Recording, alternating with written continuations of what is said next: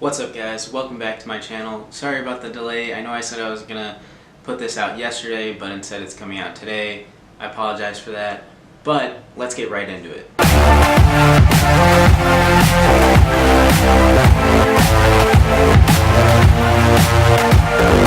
So for those of you who don't know what the story is or where this takes place in the MCU, I'll explain it a little bit.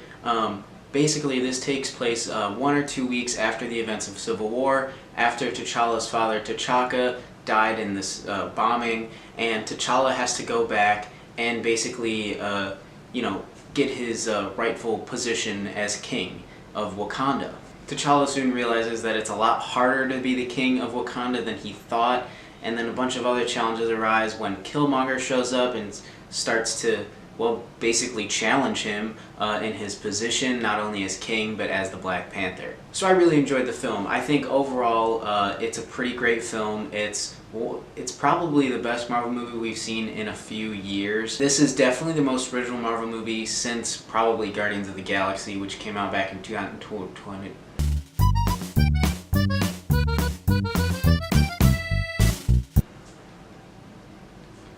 2014. So it had a great story, and it was really a character-driven movie. It wasn't like all the other Marvel movies that sort of have like a checklist that it's like, oh, we got this, now we're good, we've got our movie done. This wasn't really focused on pushing the plot of Thanos and the Infinity Stones forwards. It was more about learning more about these characters, learning more about Wakanda and what they're capable of, and I thought that was a solid direction. A lot of the Marvel movies that have stood out are ones that sort of break the mold, like Captain America Winter Soldier, which is still my favorite Marvel movie. This is an insanely talented cast. We have Chadwick Boseman reprising his role as T'Challa in the Black Panther. We have Michael B. Jordan, who is phenomenal in this movie as Eric Killmonger.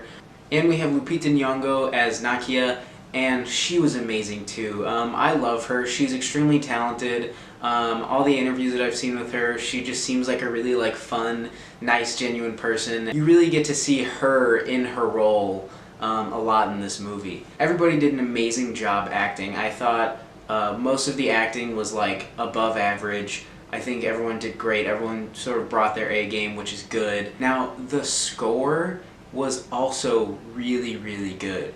I think this is the first score that's different.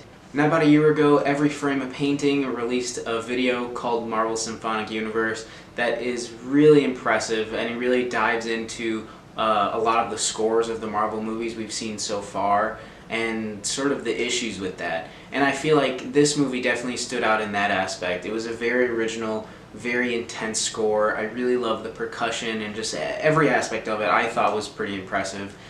I think part of it could have been shot a little better. There were a couple action sequences in the beginning that were not only a little dark, but really chopped up and shaky, which I was worried about because a lot of Marvel films do that. For example, in Civil War, the scene with Black Widow fighting those two guys has an insane amount of cuts, and it's extremely hard to follow.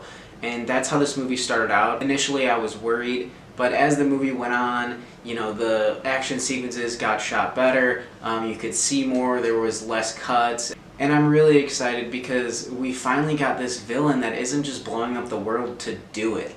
He has reasons, he has his own beliefs, and we get to learn more about him and learn about, his upbringing and all that. I don't think we've gotten a villain with this much depth and weight since Loki back in 2012 in Avengers.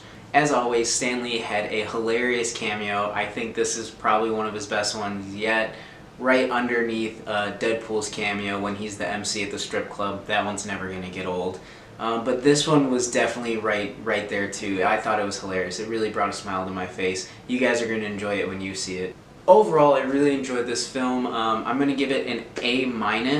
I think all of you should definitely go see it sometime this weekend. Definitely go check it out. I think it also has an amazing message, sort of throughout, but also at the end of it, that we all probably need to hear, especially in the state that we're in right now. I just think it was a very powerful movie, and even if you don't enjoy superhero movies, this one's definitely worth the watch. Thank you guys so much for watching my video.